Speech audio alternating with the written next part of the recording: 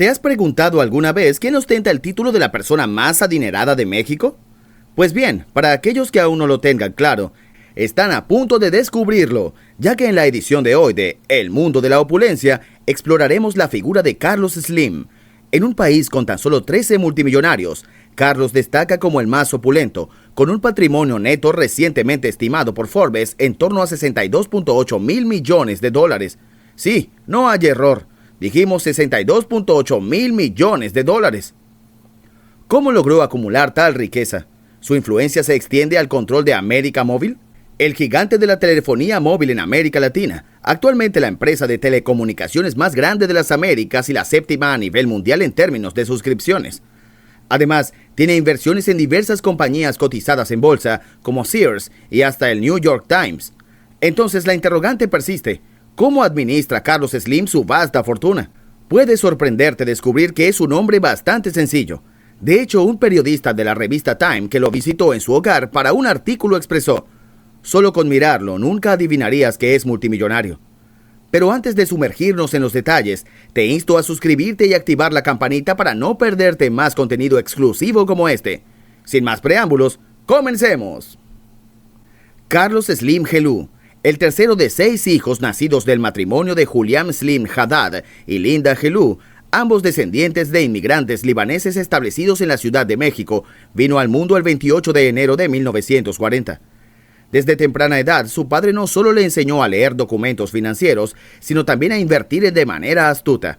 ¿Cómo lo lograba el padre de Carlos? Sencillamente le entregaba 5 pesos cada domingo y fomentaba su responsabilidad financiera, instándolo a registrar cada compra en un libro de contabilidad. Si algún día tengo hijos, creo que seguiré el sabio consejo del señor Julián. Desde su infancia, Carlos vendía dulces bajo las escaleras de su hogar y a los 11 años adquirió su primer bono de ahorro del gobierno, descubriendo así los beneficios del interés compuesto. A partir de entonces, la inversión y el ahorro se convirtieron en pilares fundamentales de su vida. A la edad de 12 años ya estaba invirtiendo en acciones del Banco Nacional de México. Sí, a los 12 años ya era poseedor de acciones.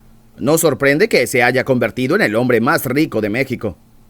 Unos años antes, Carlos ya trabajaba con su padre en el comercio minorista y el sector inmobiliario, heredando finalmente el negocio paterno tras su fallecimiento en 1953. Pero no nos adelantemos. A pesar de estos antecedentes, podríamos pensar que Carlos se inclinaría hacia estudios en negocios o finanzas, ¿verdad? Sorprendentemente no fue así. Optó por cursar ingeniería civil en la Universidad Nacional Autónoma de México, graduándose en 1961. Durante sus años de estudiante, también impartía clases de álgebra y programación lineal.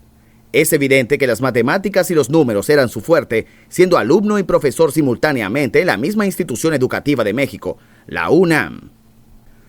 Unos pocos años después, sus primeras inversiones privadas empezaron a dar frutos. Utilizó las ganancias de 400,000 pesos para fundar su primera empresa, Inversora Bursátil, donde se convirtió en el presidente del Consejo de Administración. Con esta correduría, Carlos sentó las bases que eventualmente llevarían a la creación del conglomerado Grupo Carso. Su participación del 57% en América Móvil, el gigante de la telefonía móvil en América Latina, es el activo más destacado, generando ingresos de alrededor de 52,000 millones en 2019. En 1990, Carlos ganó la licitación para adquirir Telmex en sociedad con SBC y France Telecom, dando lugar a Carso Global Telecom, holding de Telmex.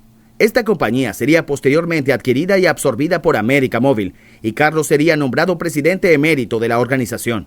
En resumen, controla gran parte de los mercados en telefonía móvil, fija e internet en México. Pero las telecomunicaciones son solo una parte del vasto involucramiento de Carlos en la infraestructura mexicana.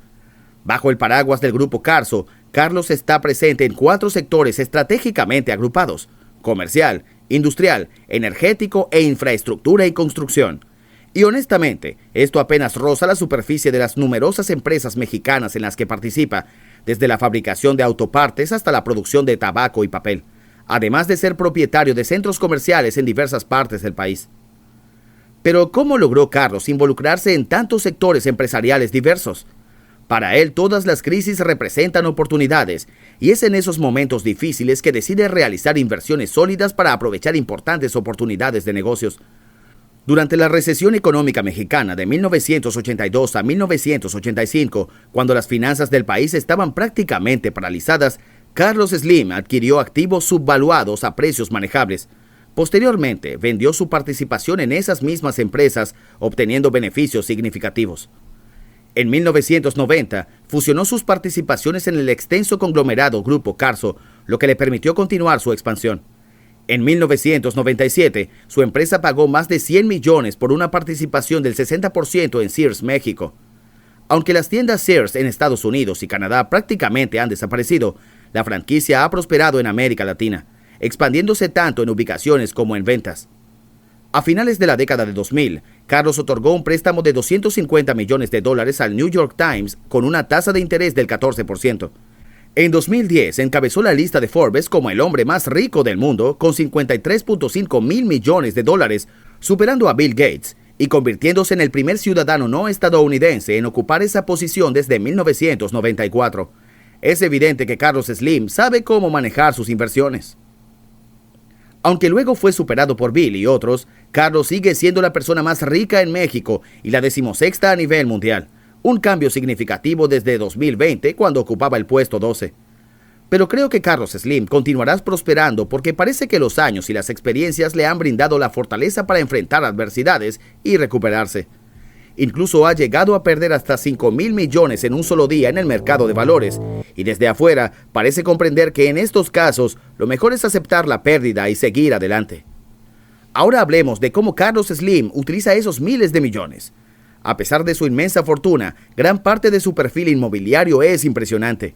En 2010 adquirió una elegante propiedad en la Quinta Avenida de la ciudad de Nueva York por $44 millones. Conocida localmente como Duke Mansion, esta casa fue una inversión planificada, no una residencia. En 2015 la puso a la venta por $80 millones, alrededor de 36 millones más de lo que pagó solo 5 años antes. A lo largo de los años ha tenido otras propiedades, como una segunda mansión en la ciudad de Nueva York en la calle 10 Oeste y 56, el edificio Market en el centro de Detroit y 8 acres de bienes raíces en Beverly Hills. Sin embargo, nunca ha vivido en ninguna de estas propiedades, prefiriendo una modesta casa de 6 habitaciones en Lomas de Chapultepec en la Ciudad de México. Dado que no gasta su inmensa fortuna en lujos extremos, podría pensarse que Carlos simplemente disfruta de invertir en otras áreas de su vida. Sin embargo, la realidad es diferente. Incluso con su colección de autos, Carlos es muy práctico. Se rumorea que disfruta especialmente de su Mercedes 4x4, pero también posee una Chevy Suburban para sus aventuras más desafiantes. Y el automóvil más inusual de su colección es el Bentley Continental Flying Spur, un potente sedán que tiene un valor de alrededor de $200,000. Se dice que construir su espacio, que incluye 6 salas principales de exhibición y fue diseñado por el arquitecto Fernando Romero, yerno de Carlos, le costó $34 millones. Las obras de arte y artefactos en el interior están valorados en casi $1,000 millones y la mayoría de estas pertenencias son de la colección personal de Slim. Hemos llegado al final de este video. Espero que hayas disfrutado de la información presentada. Les invito a suscribirse y darle like para apoyarnos. ¡Hasta pronto!